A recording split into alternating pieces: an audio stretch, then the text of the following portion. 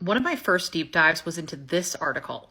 Megan Cookbook Mosque linked to 19 terror suspects, including Jihadi John in group's investigation. This is by Camilla Tominey, and it's from November 2018 in The Telegraph. What's always stunned me about this article is the lack of actual facts and the serious accusations it makes. I know, perhaps my expectations are too high for a newspaper.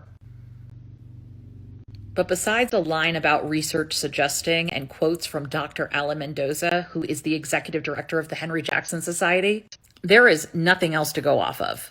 In this video, we are going to get into what the Henry Jackson Society is, as well as my new hypothesis as to what happened with this article. To be clear, this is just digging and observations. This is not conclusive, but it is interesting. Seriously, I haven't been this excited about a rabbit hole in a long time. Let's go. First, we need to go back to August 2016. Malcolm Rifkind, who was the former foreign secretary from 1995 to 1997 under John Major, also served under Margaret Thatcher for all 18 years in her cabinet, writes this piece for The Telegraph. How China could switch off Britain's lights in a crisis if we let them build Hinkley C. It's an opinion piece that opens like a dystopian novel. Ultimately, the piece is advocating against Chinese investment in UK infrastructure because of potentially long-term and catastrophic results. There's just one little problem. He didn't actually write the piece. This is confirmed in several outlets, including by Rifkind himself.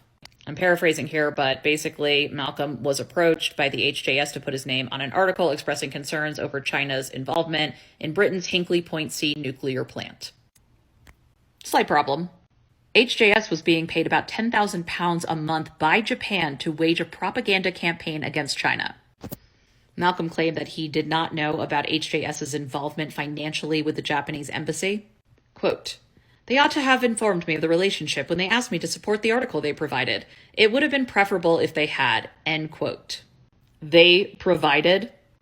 I mean, this is just dumb on a lot of levels. But the fact that Malcolm continues to be quoted by the HJS and do panel events with them kind of makes me think he's not all that mad. Another interesting part from this article is the proposal that the Sunday Times says that they saw between HJS and the embassy. So the aim was to put Japanese issues on the radar of mainstream UK journalists and politicians. Adding, quote, "As part of delivering the threat message, we will have to counter the growing belief, particularly in the UK Treasury, that Chinese inward investment can provide the answer to the UK's infrastructure problems," end quote. Just some good old propaganda. A couple things of note about HJS, or Henry Jackson Society. It was founded in the early 2000s at Cambridge. One of the founders was Dr. Alan Mendoza, who is now the executive director. The website reads like a relic from 2004. They focus heavily on Islamic terrorism and extremism and have nothing, from what I have found thus far, about homegrown domestic white terrorism. It's a right-wing think tank that became extremely anti-Muslim. Matthew Jameson was one of the founding members of the HJS who eventually split with the think tank. He wrote on LinkedIn in 2017 that, quote, "The HJS was never supposed to be an anti-Islam, anti-Muslim, racist organization peddling bigotry, and most certainly never a smear propaganda vehicle for foreign governments to wage disinformation campaigns against their regional bugbears. Sadly, however, this is exactly what it has degenerated into." He goes on to say, "Now it is even more clear with the truth coming out that in fact most of the article was written for Rifkind by the HJS, which approached him to put his name to it as a part of the anti-Chinese propaganda campaign being paid for by the Japanese government. I wonder if this article had input from the Japanese government." He goes on to say that it raises questions about the Telegraph, which published it, the transparency and proper legal regulation of the British press. Again, the article makes no mention of the HJS. And then, quote, "Did the Telegraph know? Interesting question. How many other articles appear in the British press by authors who in reality are not the actual authors and are products of agreements with foreign governments?" End quote. Again, obviously, Matthew Jameson has his own reasons for creating distance between this think tank, but I think these are good things to keep in mind, especially where we are going with this video. And this brings me back to the article in question. Is this just an intellectually dishonest article with poor reporting? Or could there be something else going on? Back to the article in question. I do have a series that originally dove into the Grenfell Tower and the reporting around it, including this story. because most other sources, including The Sun and the Daily Mail, actually pull from this Telegraph article without verifying any of the information. Cool. What it says is that research by the HJS suggests the mosque was once attended by 3 of the 4 Beatles, the ISIL terror cell, etc. Which research? We don't know because she doesn't link to it. Also, suggests is doing a lot of lifting here. It's not definitive. It's a good way not to get sued. And the connection is tenuous at best. It's the kitchen at the mosque that is being used by people recently displaced because of a tragic fire to cook and create community. Remember, white people get to be individuals. Marginalized people are caught up in one big group. If one person once attended a church and did something bad, it would not implicate the entire church. But hey, racism and xenophobia, let's move on. Dr. Mendoza, the executive director of HJS, is quoted as saying in the piece, "The Duchess of Sussex has been poorly advised over her involvement with a mosque where many former congregants have gone on to commit terrorist acts." He basically ends with, "You should have Googled it first." You know who should have also Googled? Everyone who allowed this piece to go to print. It's intellectually lazy. There's not even an attempt at a fair and balanced approach. I mean, look, I Googled and I found a report from October 2015. It's from the Cordoba Foundation. It's titled The Henry Jackson Society and the Denigration of British Neoconservatism.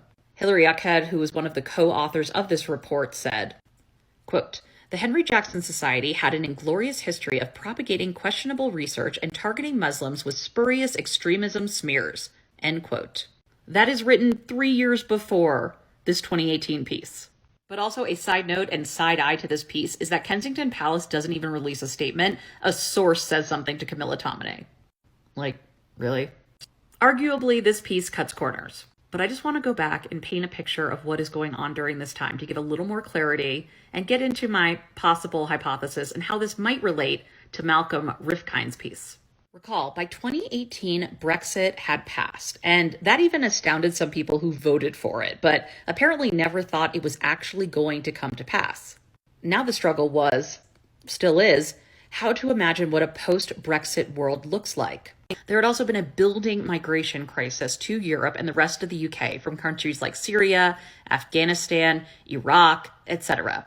Again, zero reflection about how the UK and other countries played a part in destabilizing these countries, leading to a mass exodus. But anyway, The Telegraph is a conservative paper that aligns itself with pro-Brexit, anti-immigration stances. Running with this Al-Manar and Meghan Markle aiding in terrorism dovetails perfectly into a worldview perpetuated by right-wing outlets, fattening up their already fearful fan base. This article is a buffet of all the delicacies they feast on: Islamic terrorism and side dishes of anti-immigration, pro-Brexit leanings, and tearing down the first official venture as a working royal by the mixed-race American Duchess. Malcolm Rifkind's article, written by the HJS without including any of that in the article, still not sure about the ethics behind that, but the goal, along with putting Japan's interests in front of the UK media and politicians, was also delivering the threat message that we will all have to counter the growing belief, particularly in the UK Treasury, that Chinese inward investment can provide the answers to the UK's infrastructure problems. Delivering the threat message. Another threat measure that it appears the HJS is also trying to counter is this idea that radical extremism really isn't that big of a deal, isn't something that's going on in the regular British person's backyard. So here's a thought I had. What if this article was an effort to guide Islamic terrorism back to the forefront, an issue that HJS has invested a lot of time and resources into?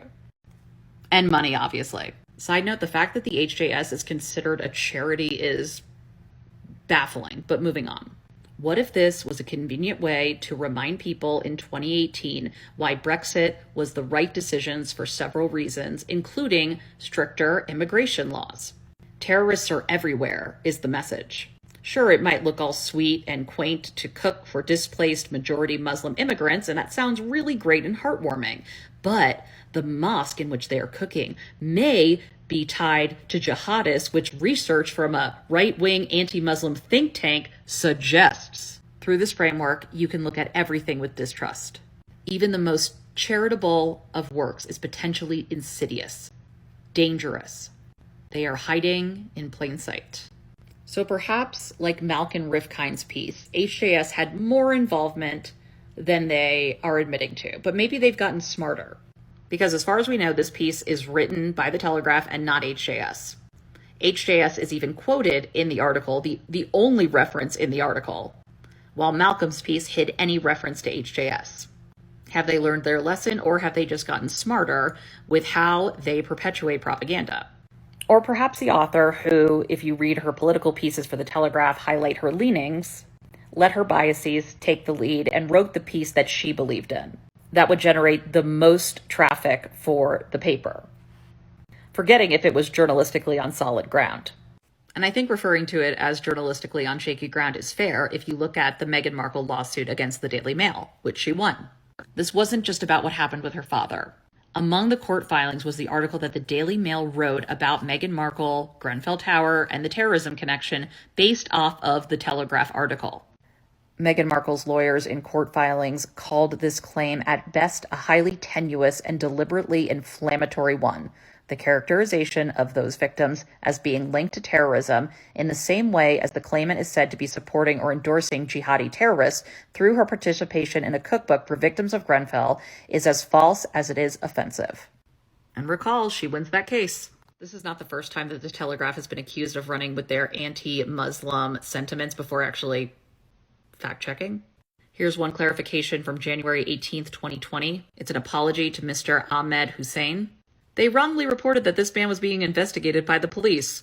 He's a leader of a group at an Islamic center. Kind of a big and potentially catastrophic mistake to make. Back to the article in question.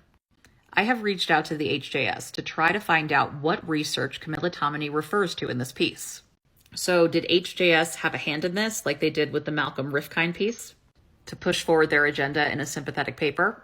To keep Islamic terrorism at the forefront as a threat that people shouldn't ignore? Or is this an article with just the right buzzwords, enough statements that say the author does not definitively know these things that it passed the smell test? And even better, it was picked up by other outlets. This article was not a win for journalism, but I bet it didn't hurt traffic for that day. I don't have definitive answers, and I'm the first to say that. I am going to keep digging into this one. But I think on top of a lack of journalistic integrity, we have to consider if HJS had a larger role in pushing this kind of piece. And if it just happened to dovetail nicely with both the interests of the Telegraph and the interests of the HJS. Stay tuned.